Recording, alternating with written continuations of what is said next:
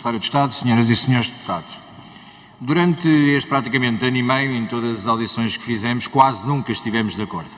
Louvo, no entanto, a coragem e a vontade que teve em tentar explicar o ponto de vista, e eu quase que arriscava dizer que o Sr. Secretário de Estado teve um papel ingrato durante este ano e meio, porque mais que Secretário de Estado dos Assuntos Europeus foi o Ministro da Limpeza da imagem socialista.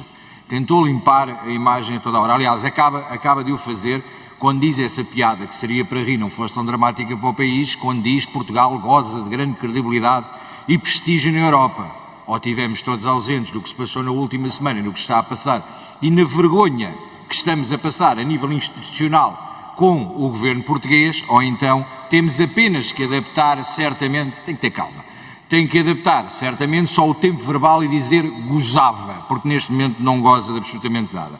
Mas há outra coisa que eu estou completamente de acordo consigo pela primeira vez, que é quando diz que temos o perigo de diversos partidos políticos populistas e extremistas que são contra o projeto europeu. Estamos perfeitamente de acordo, nomeadamente com partidos como o Bloco de Esquerda e como o PCP, que sempre foram contra a NATO, contra a União Europeia e com quem os senhores andaram de braço dado a fazer coligações atrás de coligações e a passar orçamentos atrás de orçamentos. Estamos de acordo, são um perigo de facto. Mas vamos então falar da questão da credibilidade e desta questão que tem sido tão alavancada aqui e que tem sido tão brilhante lá fora. Olha, 3,5 milhões de vacinas que foram para o lixo depois de uma compra conjunta na União Europeia, que honorou Portugal em mais de 100 milhões de euros e que à data de hoje, mesmo com o seu final de mandato, continuam sem entregar os contratos, sem os mesmos estarem truncados. Esconderam os contratos, guardaram para que não pudéssemos ver e mesmo no portal da transparência estão truncados e continuam lá.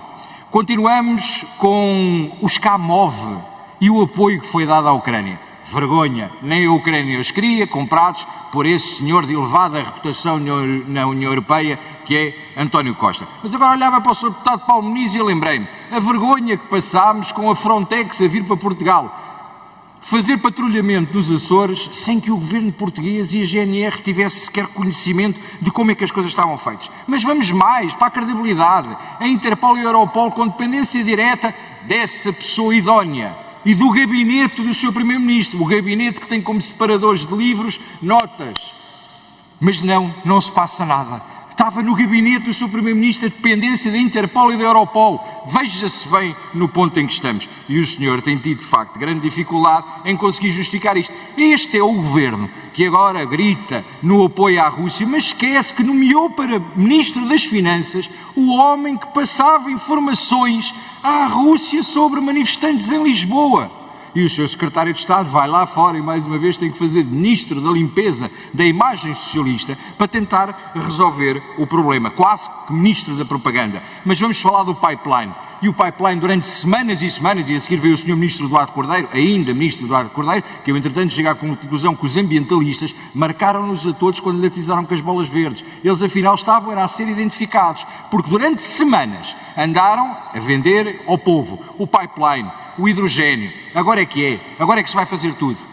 Mais uma vergonha que vamos passar lá fora, porque afinal, corrupção instalada, troca de favores, favorecimentos pessoais, e o senhor, que nada tem a ver com isto, tem sido o homem que dá a cara pelo governo português para resolver isto. E continuamos com estas ligações que está tudo completamente fantástico. E está tão fantástico que tentámos ocultar a preponderância que teve, inclusive os casos de corrupção com socialistas, pasme-se, no Parlamento Europeu, que tinha a ver com o Qatargate e os problemas e a conjunção que tudo isto ia fazendo. A violação do espaço Schengen, que nós tanto alertámos, teremos audição a seguir, não vale a pena falarmos agora, da situação como permitiram que Portugal fosse a porta de entrada da Europa para ilegais, com toda a forma como isto tem sido feito. O problema dos fundos europeus, a forma como apresentaram Ivo Rosa como candidato.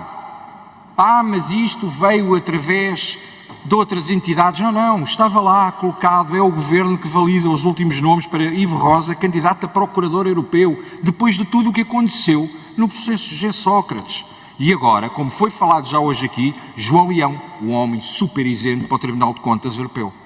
Meus senhores, nós chegamos a uma altura que podemos ir ainda mais longe e ficar aqui a tarde toda, teríamos que ter uma audição só para deitar cá para fora os casos que foram colocados, porque inclusive a extinção do CEF leva agora a que estejam 600 mil processos em fase de transição para legalização e, mais uma vez, uma violação clara ao espaço Schengen. Vamos tentar que, numa altura em que sabe a nossa posição, nós defendemos a nação, a autodeterminação. Quando disse há pouco que se preocupava com partidos nacionalistas, eu estranho que pela parte de um governante não defenda a sua nação e que acha que o nacionalismo é crime. Ser nacionalista, ser patriota é uma honra para qualquer um.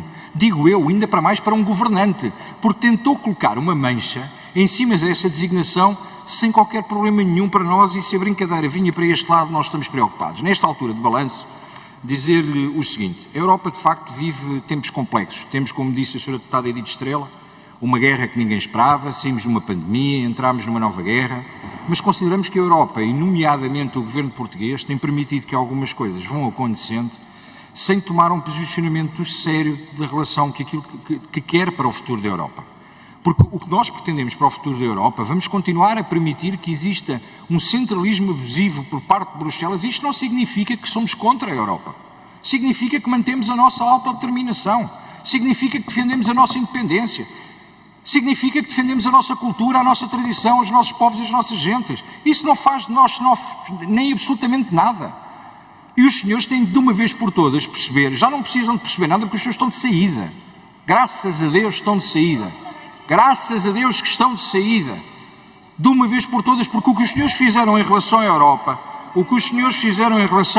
e esta história do edifício multifuncional, que é uma nova estratégia que parece um centro comercial. Um centro comercial que tem umas lojas de marca, que tem outras que não nos interessam, tem a loja dos chineses e tem a loja do não sei quê. E que vocês acham que temos todo o direito de, como europeus, interferir na autodeterminação do povo português e na decisão do povo português. Quando não querem rever os tratados, porque há situações claras que os tratados têm que ser revistos, porque há uma necessidade de tomar posicionamentos claros, porque inclusive chegamos a uma fase final que o próprio governo português, depois de ter estado sentado ao lado do Sr. Viktor Orbán na Hungria, teve o descaramento de considerar que o posicionamento que a Hungria teve e que a Polónia teve era desastroso para a Europa, quando a única coisa que estavam era a defender as suas fronteiras, o seu Estado e a sua nação. Portanto, paremos com esta coisa do fantasma, do que vem aí, porque vou concluir com o que comecei. É verdade, e neste Parlamento existem partidos extremistas que são anti-Europa. Foram vossos parceiros de coligação. São contra a NATO, são contra o Parlamento Europeu, são contra as instituições europeias. E a esses vocês deram as mãos e continuam a gritar lá para fora que afinal o perigo vem do Chega, porque vem aí Salazar e vem aí não sei quê, e o vosso medo é que faltam poucos meses, nós vamos ocupar grande parte das bancadas e André Ventura estará no governo. Deputado Bruno Nunes pede a palavra para que efeito? Sr. Presidente, eu não vou pedir defesa da honra, apesar de ter a fazer, porque diz que eu atirei lama, mas quero fazer apenas uma interpelação à mesa sobre a condução dos trabalhos, para pedir para distribuir um documento, porque não vou alimentar a discussão. Se me permitir? Certeza, senhor. Sr. Presidente, aquilo que aparece na nota explicativa enviada pela Secretaria de Estado, do Sr. Secretário de Estado aqui presente, todos os temas que eu falei, ou grande parte deles, estão descritos, nomeadamente em relação ao fortalecimento do espaço Schengen, nomeadamente em relação à política de imigração e exílio. Portanto, não foi nada misturado, se o Sr. Secretário de Estado não sabe que documento é que veio para aqui, tem que pelo menos estar centrado, não vale a pena, e como governante deve manter até à última hora a sua postura e não entrar com esse discurso, porque se o discurso for esse, do atirar lama, na segunda volta será com lama que eu lhe irei atirar também. Muito obrigado, Sr. Presidente. Obviamente que depois desta intervenção, voltando atrás, o Secretário de Estado fez menção de que, infelizmente, eu não teria feito nenhuma pergunta acerca do Orçamento de Estado. Verificou-se nas últimas intervenções que não lhe perguntaram, até porque o quadro da nota explicativa do que vem referente à sua área no Orçamento de Estado, todos sabemos que está aqui para cumprir calendário. Em relação à questão da pergunta que foi feita agora do hidrogênio, eu aconselho o Sr. Secretário de Estado a não responder, porque eventualmente pode estar em segredo de justiça. E, portanto, vejam lá o que é que se querem meter. Portanto, a questão do nacionalismo e do que vem aqui falar, sabe que sou obrigado a responder e a dizer-lhe que, quando olhamos para a vizinha Espanha, vimos os socialistas a vender o seu próprio país a independentistas, a criminosos, a terroristas, a separatistas, percebemos ao que vêm e o que querem e o que estão dispostos a fazer para ganhar eleições. Sr. Secretário de Estado, focando naquilo que eventualmente nos interessa, ou pelo menos a nós interessa, não sei se ao PS interessa ou não, eu fiz uma pergunta na primeira ronda que tinha a ver com o facto de continuarmos a vender a nacionalidade portuguesa e com os 600 mil casos que passam do CEF para a nova agência criada pelo Governo. Perceber se na Europa é bem visto e se, iremos falar da CPLP na audição seguinte, mas perceber se considera ou não que esta forma desenfreada, com a explicação e com a justificação da insustentabilidade demográfica, estamos a pôr em causa as fronteiras europeias. Depois, outra das questões que também não foi respondida teve a ver com a questão das fraudes que estão sob suspeita e que mais de 1.400 irregularidades nos fundos de 2022 foram denunciados. Se tem algum dado concreto que nos possa fazer acrescentar em relação a este processo ou não. Porque sou obrigado a repetir, nós já percebemos o tema da conversa e onde é que querem vir com a questão quando tentam falar do nacionalismo e do patriotismo. É pena já não estar cá o Sr. Deputado Bruno Dias, porque de facto é preciso alguma higienização para falarmos de alguns assuntos. Nós não nos vamos esquecer de quem apoiou a Rússia, não nos esquecemos, e volto a reafirmar que o atual Ministro das Finanças cedeu dados de manifestantes a Putin e ao governo russo e, portanto, nós temos bem presente o lado da barricada que estamos. Em relação àqueles que considera que são os nossos ídolos, devo-lhe dizer uma coisa, citou a questão de Viktor Orbán. Para nós é surpreendente que vocês façam essa afirmação depois do vosso ex-primeiro-ministro envolvido nos casos que está, tenha estado na Hungria sentado ao lado do Sr. Viktor Orbán, e muito bem, e que vocês tenham feito todo o espalhafato que fizeram acerca disso, e portanto há uma coisa que nós temos a certeza quando defendemos a democracia e a liberdade. Nós não defendemos nem levamos lições de moral para quem se senta ao lado de Nicolás Maduro, de quem faz festas de pernil para o Natal, porque nós em relação a isso, na nossa casa come-se bacalhau.